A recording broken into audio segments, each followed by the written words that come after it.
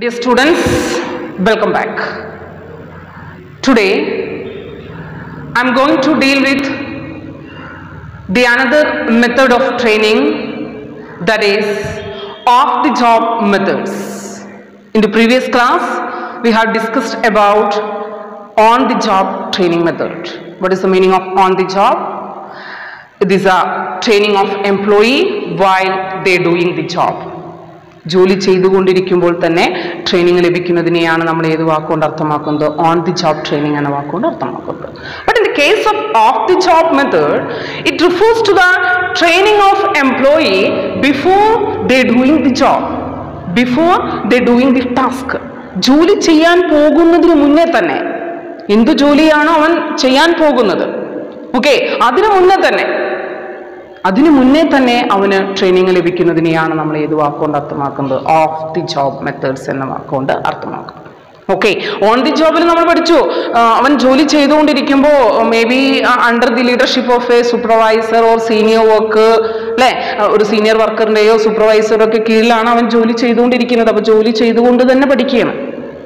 ഇവിടെ അങ്ങനെയല്ല, ജോലിക്ക് പോകുന്നതിന് മുന്നേ തന്നെ, ഒരു ഫാക്ടറിക്കകത്തോ ഒരു മാനേജ്മെന്റ് ഇൻസ്റ്റിറ്റ്യൂഷനകത്തോ ജോലി കിട്ടുന്നതിന് മുന്നേ തന്നെ അവന് ഒരു ട്രെയിനിങ് എല്ലാം ലഭിച്ച് അവനെ റെഡിയാക്കുന്നതിനെയാണ് നമ്മൾ ഏത് വാക്കുകൊണ്ട് അർത്ഥമാക്കുന്നത്? ഓഫ് ദി ജോബ് മെത്തേഡ്സ് എന്ന വാക്കുകൊണ്ട് അർത്ഥമാക്കുക. The notable advantage of this method what എന്തായിരിക്കും? It creates a work environment, a real work environment.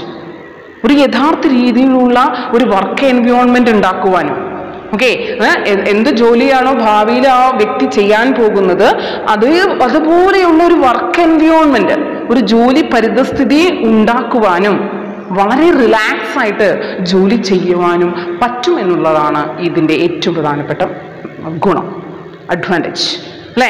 കാരണം നമ്മൾ ഈ ഒരൊറ്റ പോയിന്റിൽ നിന്ന് നമുക്ക് മനസ്സിലാവും, ജോലി ചെയ്തുകൊണ്ടിരിക്കുമ്പോൾ സം ഓഫ് ദി പേഴ്സൺസ് അവരെ സൂപ്പർവൈസ് ചെയ്യാനുണ്ടായിരിക്കും, അല്ലേ, ചിലർ അവരെ ഗൈഡ് ചെയ്യാനുണ്ടായിരിക്കും. അപ്പോൾ അതൊക്കെയെന്ന് പറഞ്ഞാൽ നമുക്കൊരു നമ്മളിൽ ഒരുപാട് ടെൻഷൻസ് ഉണ്ടാക്കും.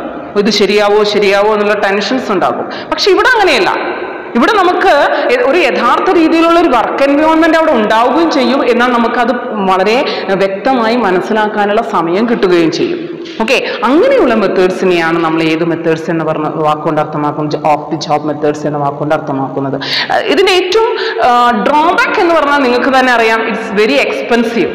ഇത് വളരെ എക്സ്പെൻസീവ് ആണ്. ബിക്കോസ് നമുക്കൊരു യഥാർത്ഥത്തിലുള്ള ഒരു വർക്ക് എൻവയോൺമെന്റ് ഉണ്ടാക്കുക എന്ന് പറഞ്ഞാൽ ഇറ്റ് ക്രിയേറ്റ്സ് അല്ലെങ്കിൽ ഒരുപാട് എക്സ്പെൻസീവ് ആണ്. അത് ഒരുപാട് നഷ്ടങ്ങൾ ഒരു കമ്പനിയെ അല്ലെങ്കിൽ ഒരു സ്കൂളിനെ സംബന്ധിച്ചിടത്തോളം ഉണ്ടാക്കും. പക്ഷേ കുട്ടികൾക്ക് അല്ലെങ്കിൽ എംപ്ലോയികൾക്ക് അല്ലെങ്കിൽ ട്രെയിനികൾക്ക് വളരെ നന്നായിട്ട്, വളരെ റിലാക്സ് ആയിട്ട് എന്ത് ചെയ്യാൻ പറ്റും? ട്രെയിനിങ് നടത്താൻ പറ്റും എന്നുള്ളതാണ് ഇതിൻ്റെ ഏറ്റവും പ്രധാനപ്പെട്ട ഗുണം. ഓക്കെ, ദെൻ പ്രധാനമായും 5 രീതിയാണ്, 5 മെത്തേഡ്സ് ആണ് ഓഫ് ദി ജോബ് മെത്തേഡ്സിൽ വരുന്നത്. First one vestibule training, second one films, third one case study, and fourth one computer modelling, and last one class room lectures. So what is the meaning of vestibule training? എന്താണ് ഈ vestibule training എന്ന വാക്കുകൊണ്ട് അർത്ഥമാക്കുന്നത്? Vestibule training, in this method the actual work environment created in a class room. The actual work environment is created in a classroom. ഒരു class റൂമിനകത്ത്, okay, ഒരു class റൂമിനകത്ത് യഥാർത്ഥത്തിലുള്ള ഒരു വർക്ക് എൻവയോൺമെന്റ് ഉണ്ടാക്കാൻ പറ്റുന്നു. സപ്പോസ് ഒന്ന് നിങ്ങൾ ഇമാജിൻ ചെയ്ത് നോക്കൂ, നിങ്ങളുടെ ഒരു ക്ലാസ് റൂം, ഓക്കെ, ആ ക്ലാസ് റൂമിനകത്ത് ഒരു വർക്ക് എൻവയോൺമെന്റ് ഉണ്ടാക്കും. ഒരു ഫാക്ടറിക്ക് തുല്യമായ കാര്യങ്ങൾ സെറ്റ് ചെയ്യണം. അത് എന്താണ്? ഒരു ക്ലാസ് റൂമാണ്. ഓക്കെ, ആ ക്ലാസ് റൂമിനെ എന്താക്കി മാറ്റുന്നു? ഒരു ഫാക്ടറി മൂഡിലോട്ട് മാറ്റണം. അപ്പം അവിടെ എക്യുപ്മെന്റ്സ് വരുന്നു, മെഷീൻസ് വരുന്നു, വളരെ സോഫിസ്റ്റിക്കേറ്റഡ് ആയ വളരെ ടെക്നോളജിക്കൽ മെഷീൻസും എക്യുപ്മെന്റ്സ് ഒക്കെ വരുമ്പോൾ അത് കാണുവാനും അതിനെ ടച്ച് ചെയ്യാനും അത് മനസ്സിലാക്കുവാനും അത് ഓപ്പറേറ്റ് ചെയ്യാനും എല്ലാ സാധ്യതയോടെ ഉണ്ടാവുന്നു, അല്ലേ? അപ്പോൾ നമുക്ക് എന്ത് ചെയ്യാൻ പറ്റുന്നു? നമ്മളൊരു ഫാക്ടറിയിലേക്ക് പോകുന്നതിന്, നമ്മൾ ജോലിക്ക് ഒരു വലിയൊരു കമ്പനിയിലോട്ടോ ഒരു ഫാക്ടറിയിലോട്ടോ പോകുന്നതിന് മുന്നേ തന്നെ ഇങ്ങനെയുള്ള മെഷീൻസ് ഒക്കെ നമുക്ക് ആദ്യമേ പരിചയപ്പെടാനും അതൊന്ന് പ്രവർത്തിച്ചു നോക്കുവാനും ഒക്കെ ഒരു സമയം കിട്ടുക, അല്ലെങ്കിൽ അതിൻ്റെ ഒരു ട്രെയിനിങ് കിട്ടുക എന്ന് പറഞ്ഞാൽ അത് നമ്മളിൽ ഒരുപാട് റിലാക്സേഷൻ ഉണ്ടാവും, അല്ലേ? കാരണം നമ്മളൊരു ഫാക്ടറിക്കകത്ത് പോയിട്ട് ഇതൊക്കെ നമ്മൾ പെട്ടെന്ന് കാണുകയാണെങ്കിൽ ഇത് എങ്ങനെ ഓപ്പറേറ്റ് ചെയ്യും, അല്ലേ, ഇതെനിക്ക് എന്നെ കൊണ്ട് പറ്റുമോ, അങ്ങനെയുള്ള ഒരുപാട് ഫീലിങ്സ് നമ്മുടെ മനസ്സിനകത്തുണ്ടാവും. പക്ഷേ ഇതെന്ന് പറഞ്ഞാൽ നമുക്ക് ഓൾറെഡി തന്നെ മുന്നേ തന്നെ ജോലി ചെയ്യുന്നതിന് മുന്നേ തന്നെ നമുക്ക് ഇത്തരത്തിലുള്ള മെഷീൻസും അതുപോലെ തന്നെ ഇത്തരത്തിലുള്ള എക്യുപ്മെന്റ്സിനെയും സോഫിസ്റ്റിക്കേറ്റഡ് ആയ എക്യുപ്മെന്റ്സിനെയൊക്കെ നമുക്ക് പരിചയപ്പെടാനും നമുക്കതിനെ പ്രവർത്തിച്ചു നോക്കാതെ അതിൻ്റെ മെറിറ്റും ഡിമെറിറ്റും എല്ലാം അനലൈസ് ചെയ്യാനും ഈ വെസ്റ്റിബിൾ ട്രെയിനിങ്ങിലൂടെ സാധ്യമാകുന്നു. സോ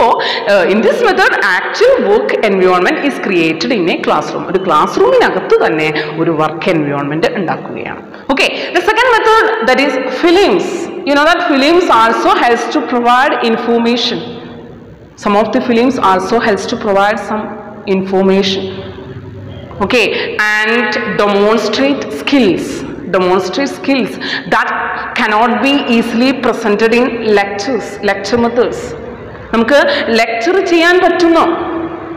ലെക്ചർ നമുക്ക് ക്ലാസ് റൂമിനകത്ത് നമ്മൾ ചില കാര്യങ്ങൾ നമുക്കിങ്ങനെ ലെക്ചർ ചെയ്യുമ്പോൾ നമുക്കത് ഒരുപക്ഷെ മനസ്സിലാവണമെന്നില്ല. എന്നാൽ ചില കാര്യങ്ങൾ നമുക്ക് ഫിലിംസ് കാണുമ്പോൾ അതിൽ പറഞ്ഞിരിക്കുന്ന കാര്യങ്ങൾ അല്ലെങ്കിൽ അതിലെ വ്യക്തികൾ നമുക്ക് പറഞ്ഞു തരുമ്പോൾ അത് നമുക്ക് പെട്ടെന്ന് മനസ്സിലാവും, അല്ലേ? അപ്പോൾ അങ്ങനെയുള്ള ഫിലിം അത് പ്രൊഫഷണൽ ആയാലും മാനേജ്മെന്റ് ആയാലും ടെക്നിക്കൽ സ്കില്ലുകളൊക്കെ പ്രൊവൈഡ് ചെയ്യുന്ന പലതരം ഫിലിംസ് ഉണ്ട്. ആ ഫിലിംസിലൂടെയൊക്കെ നമുക്ക് ചില ഇൻഫോർമേഷൻസ് കിട്ടുകയും അത് നമുക്ക് ലെക്ചർ ചെയ്യാൻ പറ്റാത്ത രീതിയിലുള്ള അല്ലെങ്കിൽ ലെക്ചർ ചെയ്താൽ നമുക്ക് ഈസിലി അണ്ടർസ്റ്റാൻഡ് ചെയ്യാൻ പറ്റാത്ത രീതിയിലുള്ള സ്കിൽസ് ഒക്കെ നമുക്ക് ഡെവലപ്പ് ചെയ്യാനും ഇതിലൂടെ സാധിക്കുന്നു, ഫിലിംസിലൂടെയും സാധിക്കുന്നു. ഓക്കെ, അടുത്തത് കേസ് സ്റ്റഡി. മൂന്നാമത്തെ ഏതാണ്? Case study. Case study, what is case study? Case study is a actual situation which a manager faces or faced. ഒരു മാനേജർ ഫേസ് ചെയ്ത അല്ലെങ്കിൽ ഫേസ് ചെയ്തുകൊണ്ടിരിക്കുന്ന ചില ആക്ച്വൽ ആയുള്ള സിറ്റുവേഷനെയാണ് നമ്മൾ ഏത് വാക്കുകൊണ്ട് അർത്ഥമെന്ന് case study. It is recorded. അത് മേ ബി എന്ത് ചെയ്തിട്ടുണ്ടാവും? റെക്കോർഡ് ചെയ്ത് വെച്ചിട്ടുണ്ടാവും, അല്ലേ? അപ്പോൾ ഒരു 2-3 വർഷം മുന്നേ ഒരു സ്ഥാപനത്തിൽ ജോലി ചെയ്തിരുന്ന മാനേജർ അയാളുടെ ചില അനുഭവങ്ങൾ, അയാളുടെ എക്സ്പീരിയൻസസ്, അയാൾ ഫേസ് ചെയ്ത പ്രോബ്ലംസ്, അതിൻ്റെ സൊല്യൂഷൻസ് എല്ലാം അയാൾ അതിനെ ഫയലാക്കി വെച്ചിട്ടുണ്ടെങ്കിൽ അല്ലെങ്കിൽ റെക്കോർഡ് ചെയ്ത് വെച്ചിട്ടുണ്ടെങ്കിൽ പിന്നീട് വരുന്ന ആൾക്കാർക്ക് അതെല്ലാം എടുത്തു നോക്കാം.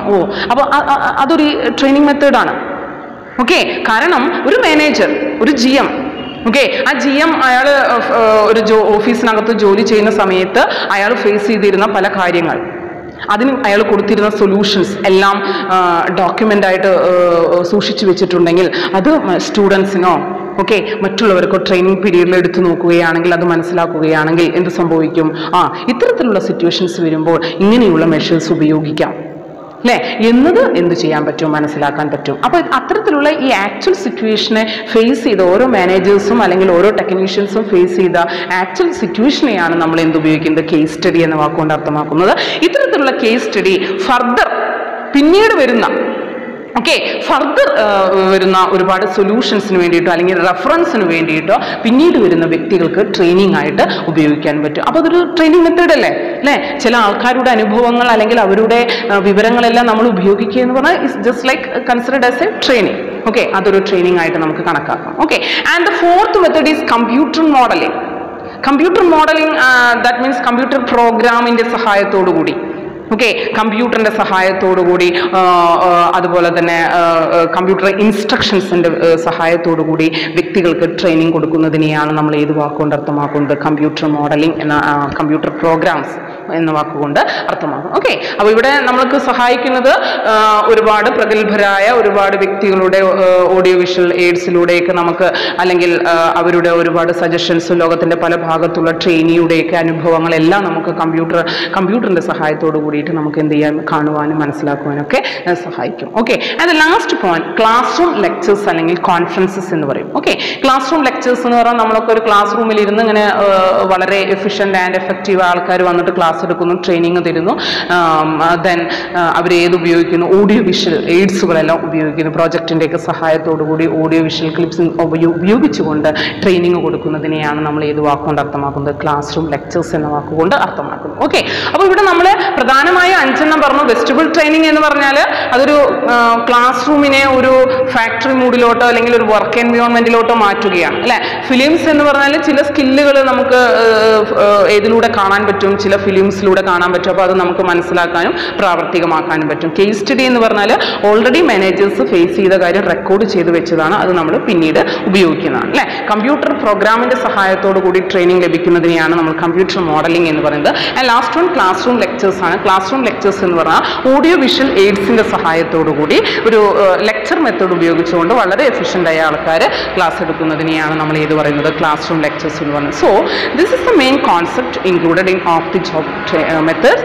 It refers to the training of employees before they doing the job. Okay, ജോലി ചെയ്യുന്നതിന് മുന്നേ തന്നെ ട്രെയിനിങ് ലഭിക്കുന്നതിനെയാണ് നമ്മൾ ഏത് വാക്കുകൊണ്ട് അർത്ഥമാക്കും, ഓഫ് ദി ജോബ് എന്ന വാക്കുകൊണ്ട് അർത്ഥമാക്കും. ഓക്കെ, സോ നമ്മുടെ 6th ചാപ്റ്റർ എൻഡ് ചെയ്യാണ്. ഇതിൽ നിങ്ങൾക്ക് എഴുതാൻ പറ്റണം what are the basic differences between on the job and of the job നിങ്ങൾക്ക് എഴുതാൻ പറ്റണം കേട്ടോ.